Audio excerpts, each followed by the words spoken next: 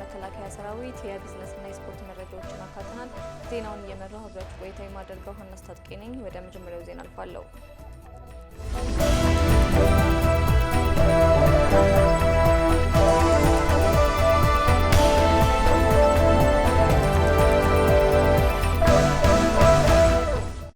የሲንጋፖር ሪፐብሊክ ጠቅላይ ሚኒስትር ላውረንስ ወንግን በክብር ተቀብያለሁ ሲሉ ጠቅላይ ሚኒስትር አብይ አህመድ ገለጹ። ውይይታችን በሁለቱ ሀገሮቻችን መካከል ያለንን ግንኙነት ለጋራ ነጋችን ወሳኝ በሆኑ መስኮች በጋራ ለመስራት በምናደርገው ጥረት ውስጥ አንድ ጠቃሚ እርምጃ ስለመሆኑ አንስተዋል። በተለይም በክህሎት ልማትና የካርበን ብድር ትብብር ላይ ያደረግናቸው የመግባቢያ ስምምነቶች ጽኑና ለነገው ገበያ ዝግጁ የሆኑ ሰራተኞችን ለማፍራት ብሎም በአየር ንብረት ጥበቃ ረገድ ዘላቂ ዝቅተኛ ካርቦን የሚያወጣ እድገት ለማረጋገጥ ያለንን የጋራ አቋም የሚያንጸባርቅ ነው ሲሉ ገልጸዋል። ከሲንጋፖር ጋር ይህን የወዳጅነትና የትብብር ጉዞ በጋራ በመቀጠላችንም ክብር ይሰማናል ነው ያሉት።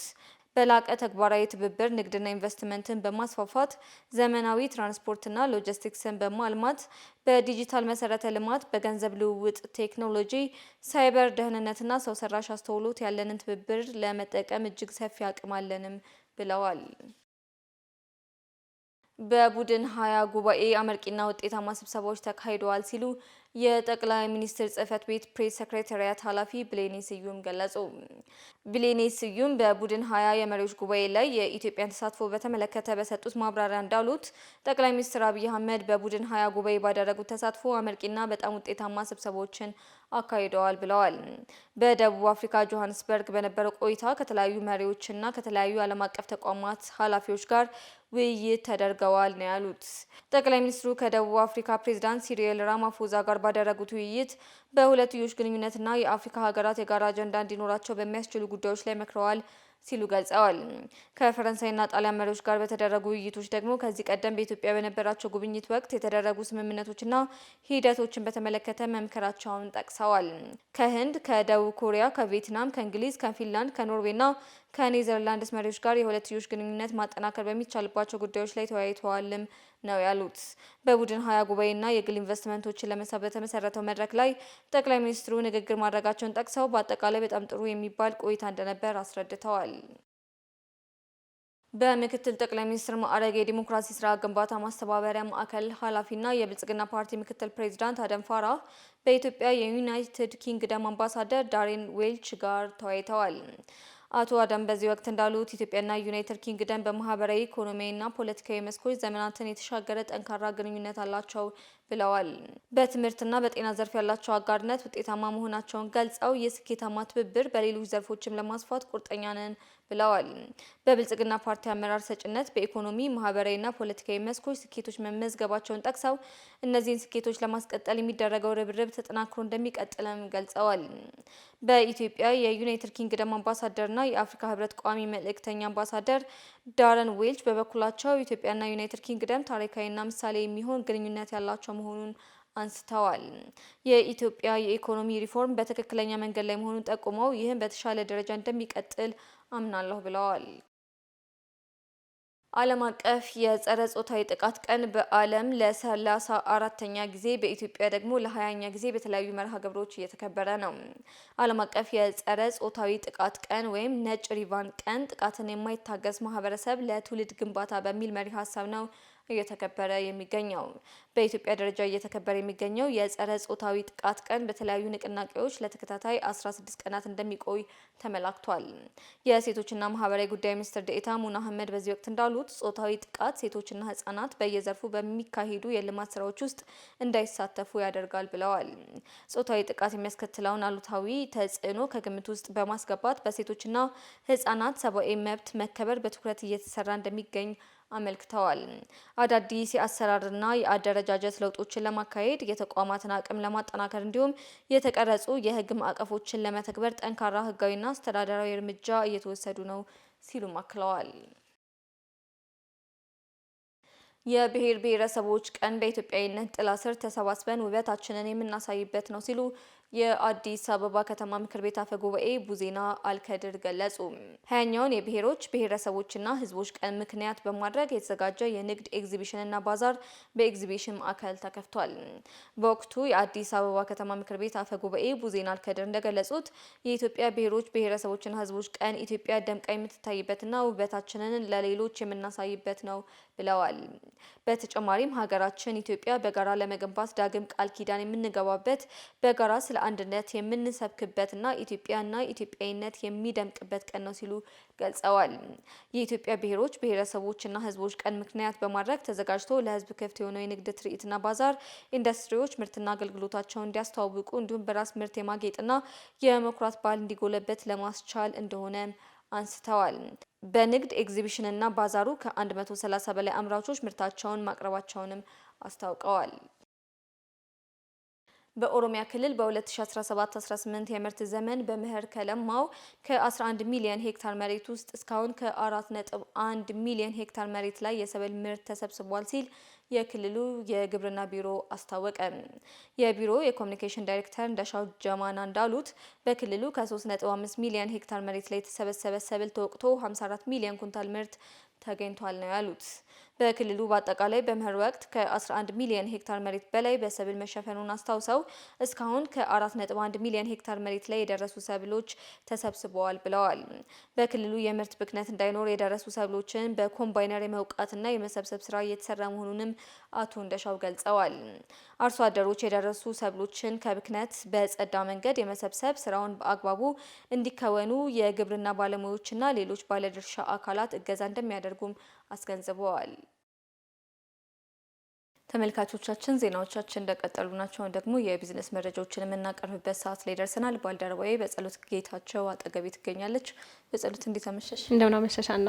ምን የቢዝነስ ዜናዎችን ይዘሽልን ቀረብሽ? አመሰግናለሁ አና። ለዛሬ ከያዝናቸው የቢዝነስ ዜናዎቻችን መካከል ከሀገር ውስጥ የኢትዮጵያና የማሌዥያ የንግድ ግንኙነት በየአመቱ በ26 በመቶ እያደገ እንደሚገኝ የንግድና ቀጠናዊ ትስስር ሚኒስቴር ገልጿል።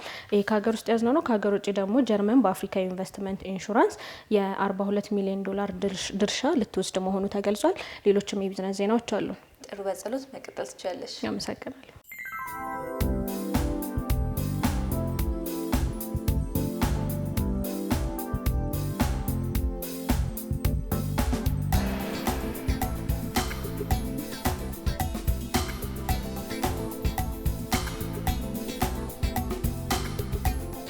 የኢትዮጵያና የማሌዥያ የንግድ ግንኙነት በየአመቱ በ26 በመቶ እያደገ እንደሚገኝ የንግድና ቀጠናዊ ትስስር ሚኒስቴር አስታወቀ።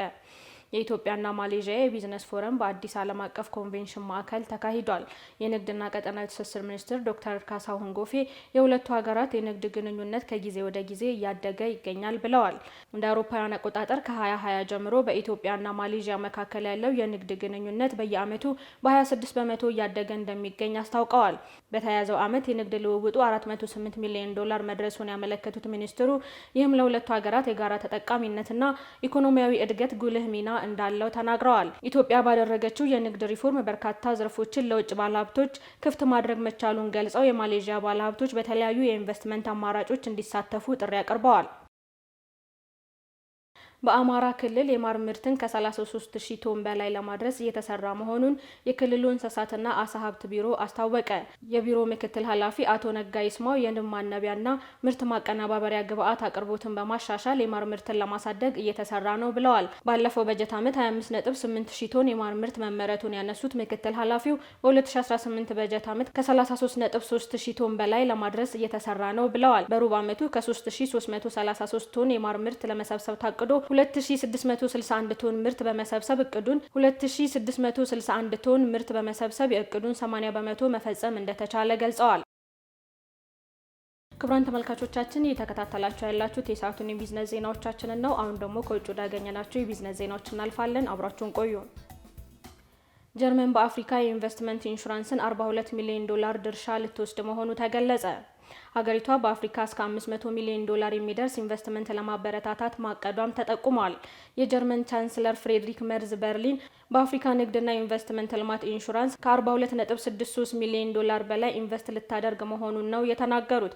በደቡብ አፍሪካ ጆሃንስበርግ በሚካሄደው በጂ20 የመሪዎች ጉባኤ ላይ በጀርመንና በአፍሪካ ሀገር መካከል የበለጠ ጠንካራ የንግድ ትስስርና ኢንቨስትመንት ለመፍጠር ቁርጠኛ ነን ሲሉ ፍሬድሪክ መርዝ ገልጸዋል። በአሁኑ ወቅት ጀርመን በጂ20 የሚደገፈው የኮምፓክት ዊዝ አፍሪካ ሀገሮች ከ3.2 ቢሊዮን ዩሮ በላይ ኢኮኖሚያዊ ማሻሻያ ፕሮጀክቶችን ትደግፋለችም ነው ያሉት። ዘገባው የሲጂቲኤን ነው። የቻይናው BYD በ2024 በገቢ ቴስላን በልጦ መገኘቱን ዓለም አቀፍ የፋይናንስ ሪፖርቶች አረጋገጠ። ቴስላ ኩባንያ በ2024 ዓ.ም ጠቅላላ ገቢ 97.7 ቢሊዮን የአሜሪካን ዶላር ያስመዘገበ ሲሆን BYD ደግሞ ከዚህ ላቀ የሆነ 107 ቢሊዮን የአሜሪካን ዶላር ገቢ መዝግቧል። ይህ የገቢ ብልጫ የቻይናው ኩባንያ በዓለም ትልቁ በሆነው የቻይና ገበያ ውስጥ የኤሌክትሪክ ተሽከርካሪዎችን በከፍተኛ ሁኔታ በማምረትና በመሸጥ ማስመዘገበው ውጤት የወጣ ነው። በአመቱ በአጠቃላይ ወደ 4.3 ሚሊዮን የሚጠጉ መኪናዎችን በመሸጥ የዘርፉን አጠቃላይ አመራር ተረክቧል። በንጽጽር ቴስላ በ2024 ዓ.ም 1.8 ሚሊዮን የሚጠጉ ሙሉ ኤሌክትሪክ ተሽከርካሪዎችን ብቻ ነው ለተጠቃሚ ያደረሰው። ይሁን እንጂ የገቢ ብልጫ ቢኖርም የቴስላ ገበያ ዋጋ አሁንም ከBYD እጅግ የላቀ መሆኑ ተጠቁሟል። ዘገባው የሮይተርስ ነው። ክቡራን ተመልካቾቻችን ለሰዓቱ ያዝናቸው የቢዝነስ ዜናዎች ይህን ይመስሉ ነበር። ቀሪ ፕራይም ዜናዎች ይቀጥላሉ። መልካም ቆይታ።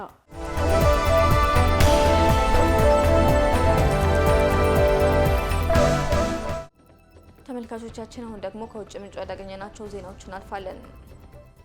የፈረንሳዩ ፕሬዝዳንት ኢማኑኤል ማክሮን በሊብሬቪል የአፍሪካ ጉብኝታቸውን ቀጥለዋል። የፈረንሳዩ ፕሬዝዳንት ኢማኑኤል ማክሮን በጆሃንስበርግ በተካሄደው የጂ20 ጉባኤ ከተሳተፉ በኋላ በጋቦን የአፍሪካ ጉብኝታቸውን አድርገዋል። ብሪስ ኦሊጊዊ ንጌማ የቀድሞውን መሪ አሊ ቦንጎን ከስልጣን ከተረከቡ በኋላ የፈረንሳይ ፕሬዝዳንት በጋቦን ያደረጉት የመጀመሪያው መንግስት ጉብኝት ነው። ኦሊጊዊ ንጌማ በንግግራቸው ፈረንሳይ ለፖለቲካ ሽግግሩና ላለፈው ምርጫ ወቅት ላደረገችው ድጋፍ ምስጋናቸውን አቅርበዋል። የማክሮን ጉዞ ፈረንሳይ ከአፍሪካ ጋር ያላትን ግንኙነት ለማደስ ያለመ እንደሆነ ተናግረዋል።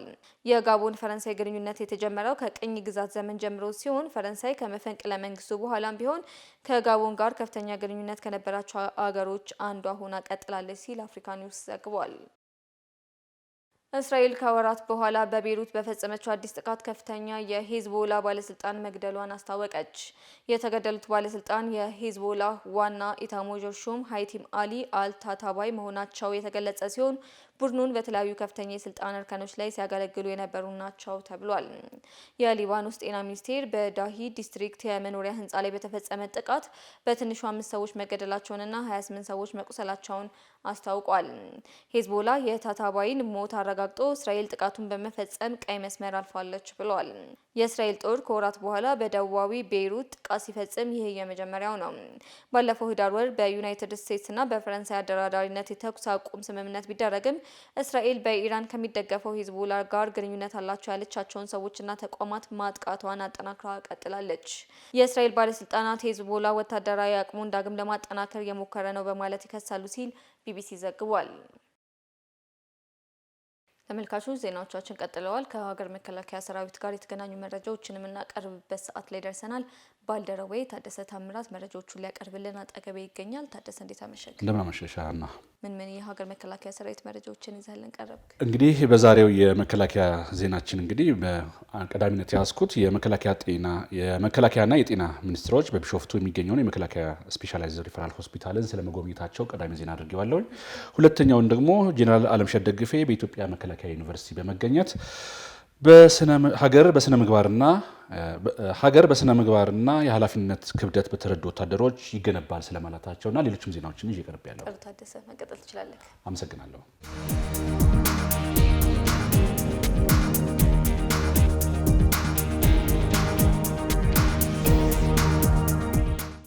ሚኒስትሮች የመከላከያ ሪፈራል ሆስፒታልን የንጽህና አስተዳደር ስርዓት ለማሳደግ እየተሰሩ ያሉ ስራዎችን ተዘዋውረው ጎበኙ።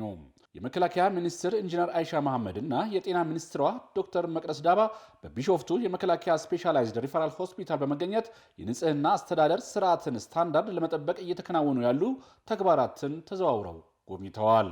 ሚኒስትሮቹ የሆስፒታሉን የንጽህና ስርዓት አቅም ለማዘመንና ለማስፋፋት እየተሰሩ ያሉ ስራዎችን ተዘዋውረው የጎበኙ ሲሆን በአንድ ሀገር ወዳድ ኢትዮጵያዊ ሆስፒታሉን የላውንደሪና የሃይጂን ስርዓት በማዘመን ተግባራዊ ስልጠና በመስጠት ስራውን ለማሳለጥ የተደረገውን ጥረትም ተመልክተዋል። ይህን ጥረት የሆስፒታሉን አጠቃላይ መገልገያ አልባሳት፣ የታካሚዎች ልብሶችና ቁሳቁሶቹ እንዲሁም ሙሉ ንጽህና አጠባበቅ ሂደትን ዘመናዊ ከዓለም አቀፍ ስታንዳርድ ጋር በማጣጣም የደህንነት መስፈርቶችን እንዲያሟላ ለማድረግ የሚያግዝ መሆኑንም ተመልክተዋል።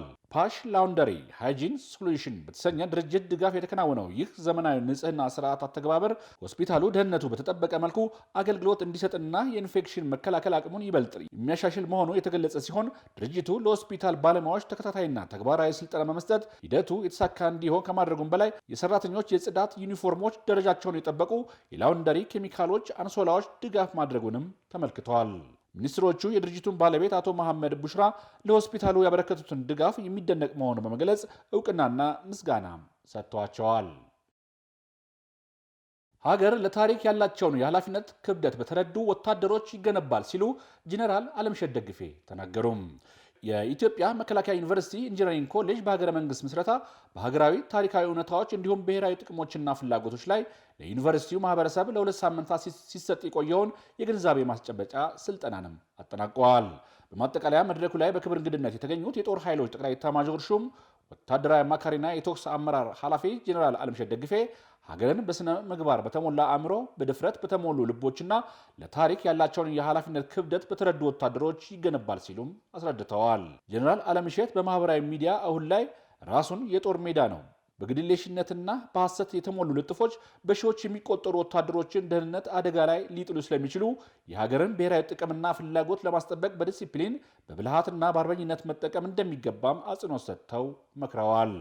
የኢትዮጵያ መከላከያ ዩኒቨርሲቲ ፕሬዝዳንት ብርጋዴር ጄኔራል ከበደ ረጋሳ በበኩላቸው ብሔራዊ ጥቅሞችና ፍላጎቶችን የመከላከያ ኃይላችን ጥንካሬው ተልእኮውን በግልጽ መረዳቱ በስነ ምግባር መታነጹ ብሎም ስለ ወቅታዊ ብሔራዊ ደህንነትና አካባቢ ስትራቴጂካዊ ሁኔታ ያለውን እውቀት ነው ሲሉም ተናግረዋል። የኢንጂነሪንግ ኮሌጅ ዋና ዳይሬክተር ኮሎኔል ኢዶሳ ቱፋ በበኩላቸው የተሰናዳው መድረክ በዋነኝነት ሰራዊታችን በፈተናዎች ሁሉ እየጸና ለሀገር ያለውን ፍቅር በደሙ እያረጋገጠ የህዝብ አለኝታነቱን እንደሚቀጥል ለማስገንዘብ ያለመ ነው ሲሉም ተናግረዋል።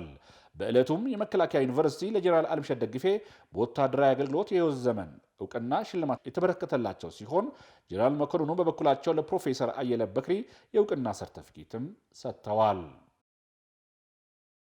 ታሪካዊ ቅርሶችንና ቦታዎችን በማደስ ለቀጣይ ትውልድ የማስተላለፍ ተግባራችንን አጠናክረን እንቀጥላለን ሲሉ ሌተናል ጄኔራል መሐመድ ተሰማ ገለጹ። የምስራቅ እዝ ዋና አዛዥ ሌተናል ጄኔራል መሐመድ ተሰማ ታሪካዊውንና ሙሉ ጥገና የተደረገለትን የሐረር መኮንኖች ክበብን መርቀው ለአገልግሎት ክፍት አድርገዋል።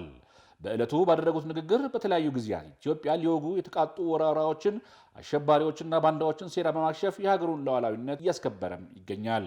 በዚህም የሐረር ቤተ መንግስት መኮንኖች መዝናኛ ክበብ ጨምሮ የተለያዩ ወታደራዊ ቅርሶችን በማደስ ለሰራዊቱና የሰራዊቱ ቤተሰብ እንዲሁም የሐረር አካባቢ ማህበረሰብ ተጠቃሚ እንዲሆን ተደርጓልም ብለዋል። ጄኔራል መኮንኖ እዙ ሲገለገልባቸው የነበሩ ጥንታዊና ታሪካዊ የሆኑ የመዝናኛና የተለያዩ አገልግሎት የሚሰጡ ቦታዎችን በማደስና በአዲስ መልክ በመስራት በውስጡ የተለያዩ የእንግዳ ማረፊያ፣ የአዳራሽ አገልግሎትና የተሟላ መዝናኛ አገልግሎት የሚሰጡ ተደርገው ተሰርተዋል ሲሉም ገልጸዋል።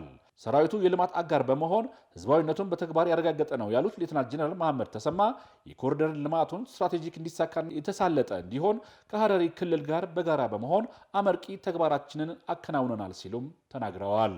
የምስራቅ እዝ ሰራዊት ስነ ልቦና ግንባታ ኃላፊ ብርጋዴር ጄኔራል ማርዬ ምትኩ በበኩላቸው የሐረር መኮንኖች መዝናኛ ክበብ በሐረር ከተማ ነዋሪዎች ዘንድ አያሌ ትዝታዎች ያሉት በርካቶች የተዘናኑበትና ትላልቅ የመንግስት ባለስልጣናት ለሀገርና ለህዝብ የመከሩበት መሆኑን አስታውሰው ይህን ታሪካዊና አንጋፋ ቅርስ በማደስ ወደ ቀደመ ዝናው ክብሩ እንዲመለስ ተደርጓል ሲሉም ገልጸዋል።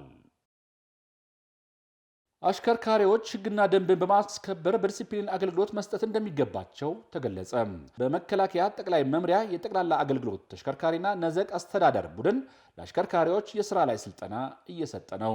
በስልጠናው ላይ የተገኙት የጠቅላላ አገልግሎት ፋይናንስ ለስራ አመራር ዳይሬክተር ኮሎኔል ግርማ ታደሰ አሁን ላይ ተሽከርካሪዎች አደጋ በከፍተኛ ደረጃ እየጨመረ መምጣቱን ገልጸው በስልጠናው በወቅቱ አደጋውን ለመቀነስ ሁሉም የበኩሉን አስተዋጽኦ ማበርከት እንደሚገባውም አስገንዝበዋል። ስልጠናው በቴክኒክና ተሽከርካሪ ደህንነት፣ በመንገድ ደህንነት ቁጥጥር፣ የኮምቦይ አሰላለፍ፣ በነዘቅ ቁጥጥርና አደላ አገልግሎት፣ በኢንሹራንስና አደጋ መከላከልና በሌሎችም የሚሰጥ አሽከርካሪዎችን አቅምና ብቃት ለማዳበር ታስቦ የተዘጋጀ ስልጠና ነው ያሉት ደግሞ የጠቅላላ አገልግሎት ተሽከርካሪ ነዘቅ አስተዳደር ቡድን መሪ ኮሎኔል ለገሰ ድንቁ ናቸው።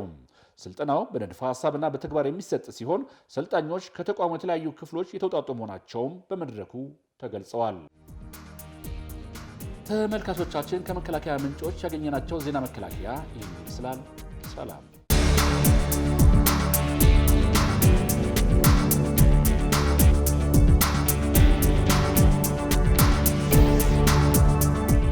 ተመልካቾች ለዛሬ ያዝናቸው ዜናዎች ይህን ይመስላሉ። አብራችሁን ቆይታ ስላደረጋችሁ እጅግ እናመሰግናለን። ቀሪ የፕራይም ሚዲያ ዝግጅቶች ይቀጥላሉ። በእኔ በኩል መልካም ጊዜ